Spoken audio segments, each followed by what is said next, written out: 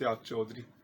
नाजरीन, आज MD cat के हवाला से जो कोर्ट प्रोसीडिंग्स थी उस पर बात करेंगे, और जो लाहौर हाई कोर्ट में जो प्रोसीडिंग्स थी और उसमें तकरीबन हम कोई 5 से 7 पटिशनर हैं, और वहाँ पे मैंने 3 इस्तदा की कोर्ट के सामने रखी। एक तो ये कहा कि रिक्वेस्ट की कि चूँकि ये पीएमसी वाले जो है वो अब कह रहे हैं कि आप मेडिकल कॉलेजेस को अपने भिजवाएं दाखिले, और अगर दाखिले मेडिकल कॉलेजेस में हो गए तो फिर ये जो पटिशन्स हैं ये इनफ्रक्चुअस हो जाएंगी और वो बेफ़ायदा हो जाएंगी। लिहाजा मेडिकल कॉलेजेस में जितने हैं उनको रोका जाए दाखिलों से, जिस पे अदालत का कहना था कि फ़िलहाल पीएमसी की इस बयान के ऊपर कि हम दाखिले तो दिसंबर में जाके फ़ाइनल होते हैं, तो लिहाजा फ़िलहाल रोकने की ज़रूरत नहीं है, और अगर जब मुनासिब समझा तो उस वक़्त कोई हुक्म जारी हो सकता है। लिहाजा दूसरी जो बात थी वो ये मैंने रिक्वेस्ट की कि जो रिपोर्ट है, पोस्ट एग्जामिनेशन एनालिसिस जो रिपोर्ट है, उसको रिकॉर्ड का हिस्सा बनाया जाना चाहिए, और पीएमसी को डायरेक्ट करें कि वो जो रिपोर्ट है उसको रिकॉर्ड का हिस्सा बनाए। जिस पर पीएमसी का मौक़िफ़ था, और ये बड़ा हैरान कर देने वाला मौक़िफ़ था पीएमसी का, उनके लॉयर का, कि हमने तो वो रिपोर्ट वसूल ही नहीं की अभी, वो तो कायदे यूनिवर्सिटी में पड़ी है। भाई, अगर आपने रिपोर्ट वसूल ही नहीं की तो फिर आपने उसकी बेस के ऊपर कैसे असेसमेंट दे दी? आप ये कह रहे हैं, एक तरफ ये कह रहे हैं हमने जो मार्क्स बढ़ाए हैं वो उसके बेस के ऊपर बढ़ाए हैं मार्क्स।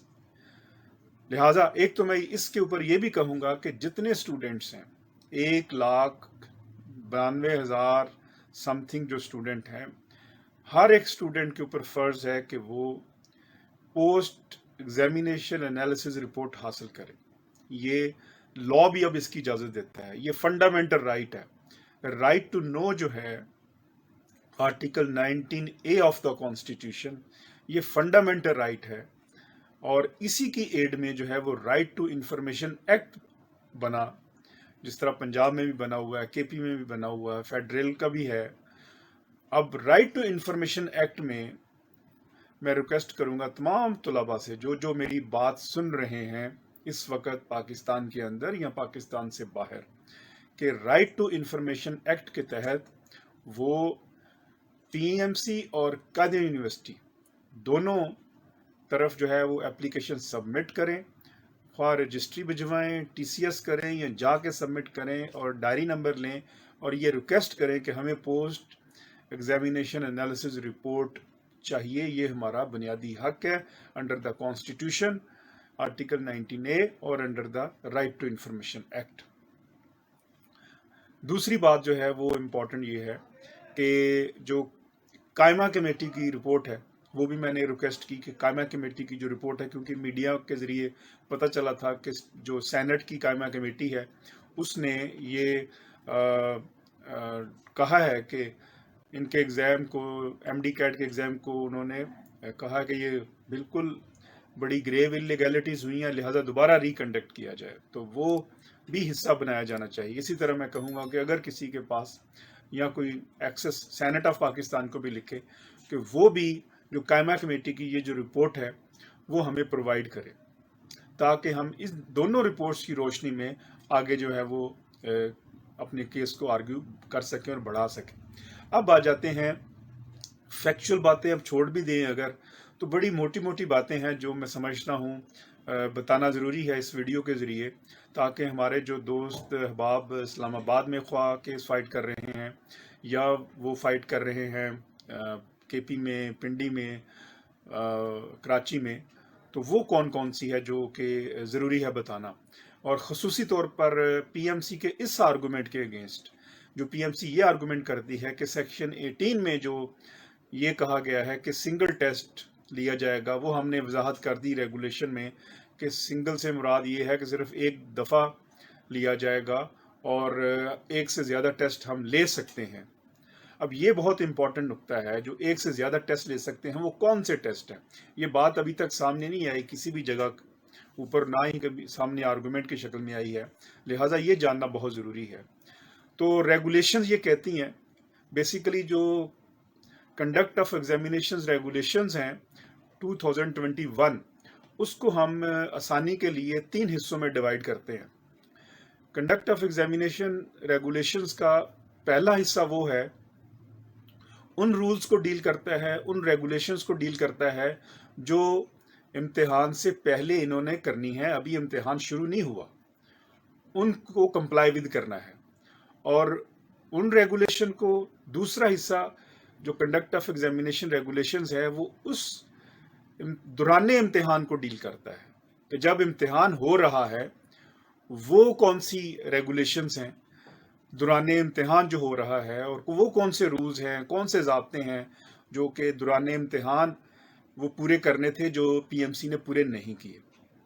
اور نمبر 3، وہ کون سی رولز اینڈ ریگولیشنز ہیں جب امتحان ختم ہوتا ہے تو پھر پی ایم سی پہ لازم تھا کہ وہ ان ریگولیشنز پر کاربند رہے، اس ضابطے پر کاربند رہے جو اس نے خود بنایا تھا اور وہ نہیں کیا۔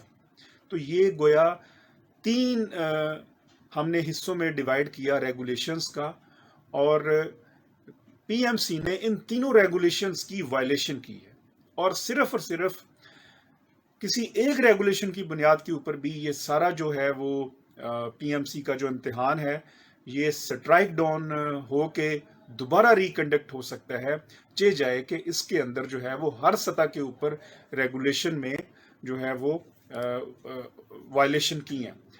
جو امتحان شروع ہونے سے پہلی ریگولیشن ہے جو وائلیٹ کی ہیں وہ کون سی ہیں، وہ ہم 1 بائی 1 دیکھتے ہیں۔ نمبر 1، اس کی جو کنڈکٹ آف ایگزامینیشن ریگولیشن 2021 کی جو ریگولیشن 6 ہے اور اس کی سب کلاس 5 ہے، وہ یہ کہتی ہے کہ آپ ایکچوئل ایگزام ہونے سے پہلے آپ جو ہے وہ ایک پریکٹس ایگزام لیں گے۔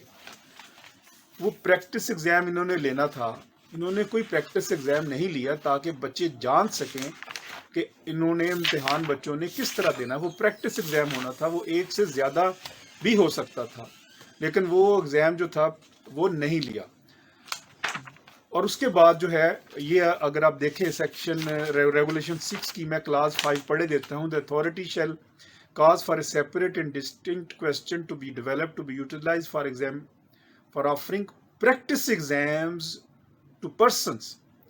پریکٹس ایگزام انہوں نے لینے تھے، اب پریکٹس ایگزام انہوں نے نہیں لیے، تو امتحان سے پہلے جب پریکٹس ایگزام نہیں لیے تو پھر اس کی وائلیشن ہوئی۔ اور یہ جو پی ایم سی کا آرگومنٹ ہے نا کہ ایک سے زیادہ امتحان وہ لے سکتے ہیں، وہ دراصل وہ پریکٹس ایگزام تھے جو پی ایم سی نے کنڈکٹ کرنے تھے ہمارے لیے۔ ان کے لیے جو ایم ڈی کیٹ ٹیسٹ جو فائنل ٹیسٹ میں جانے سے پہلے یہ پریکٹس ٹیسٹ لینے تھے، یہ موک لینے تھے ٹیسٹ جو تھے، اور 2 یا 3، لیکن وہ نہیں لیے۔ اس میں لکھا ہے باقاعدہ، جو میں کلاس 5 پڑھے دیتا ہوں، پریکٹس ایگزام فی further practice exam against payment of فی۔ تو یہ وائلیشن ہوئی۔ اسی کی کلاس جو ریگولیشن 6 ہے، اس کی سب کلاس 6 ہے، وہ پھر کہتی ہے کہ جب آپ کمرہ امتحان میں جاتے ہیں the authority shall provide to each person registered an exam on online or mobile based tutorial as a part of exam fee prior to the holding of exam۔ prior to اس کا مطلب ہے ایگزام ابھی شروع نہیں ہوا، exam شروع ہونے سے پہلے پھر ایک ایکسرسائز ہوگی، بتایا جائے گا کہ کس طرح ایگزام آپ نے کرنا ہے، ڈائریکٹ ایگزام پہ نہیں جا سکتے آپ۔ تو اس طرح جو ریگولیشن 6 ہے اس کی سب کلاس 6 کی بھی وائلیشن ہوئی ہے۔ جو اب اس کو اگر آپ ریگولیشن 9 کے ساتھ ملا کے پڑھیں تو پھر واضح ہوتی ہے، وہاں بھی ذکر ہے ریگولیشن 9 کی سب کلاس 1 میں کہ the exam shall be conducted at centers notified by the authority at least 15 days prior to the start of the MD CAT exam۔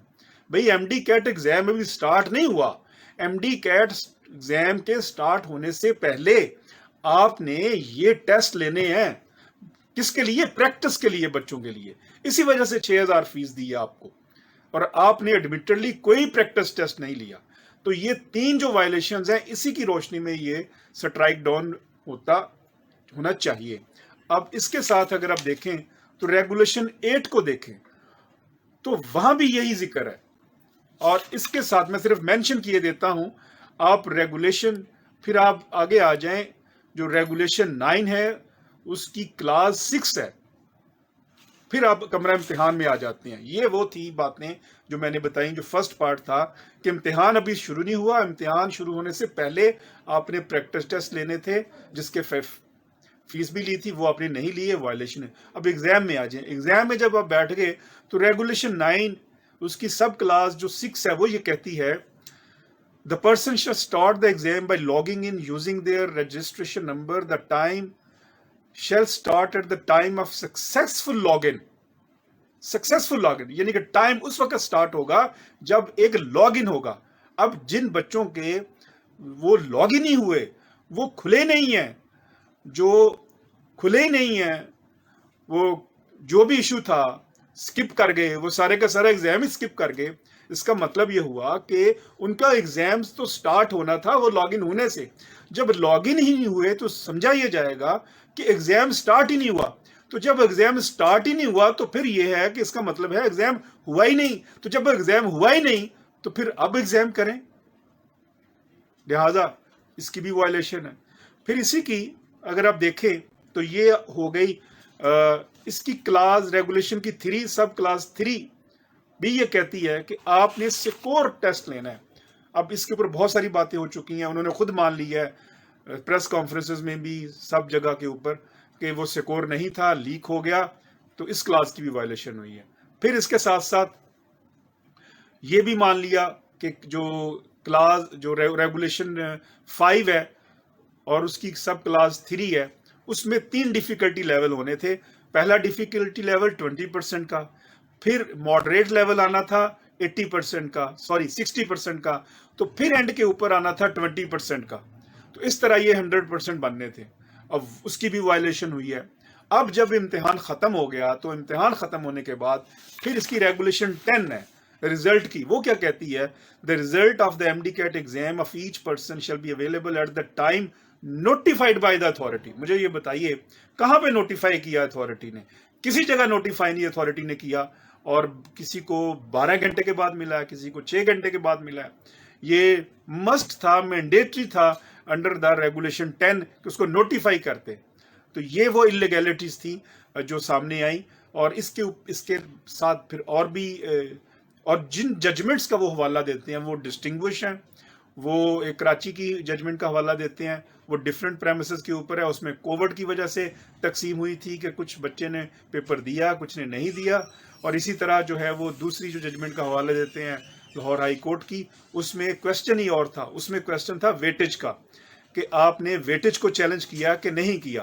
تو چونکہ اس میں کویسچن ویٹیج کا تھا، اس بنا کے اوپر جو ہے وہ اس نے چیلنج جب نہیں کیا تو یہاں تو ویٹیج کا کویسچن نہیں ہے، یہاں تو گریو انلیگیلٹیز کا کویسچن ہے جو ہم نے انٹرٹین کیا ہے. تو ہیومن رائٹس پی کے میں ہم آپ کے ساتھ ہیں، اور اسی طرح آپ کی جو انقلابی اور قانونی جنگ ہے وہ ہم لڑتے رہیں گے انشاءاللہ العزیز. اب اگلے پروگرام کے ساتھ، اب منڈے کو کیسز فکس ہیں، منڈے کو کیا کاروائی ہوتی ہے. ہوپ سو کہ یہ ڈیسائیڈ ہوگا کیس. اور یہ ایک کانسٹنٹ سٹرگل ہے. اس سٹرگل میں آپ کے ساتھ انشاءاللہ العزیز ہم جاری و ساری ہیں، آپ کے ساتھ ہماری سٹرگل، اور ہم آپ کو تنہا نہیں چھوڑیں گے. ہیومن رائٹس اسپیکنگ ہے. اب تک مجھے اجازت دیجیے گا، آئندہ پروگرام کے لیے پھر حاضر ہوں گے. اللہ نگہبان.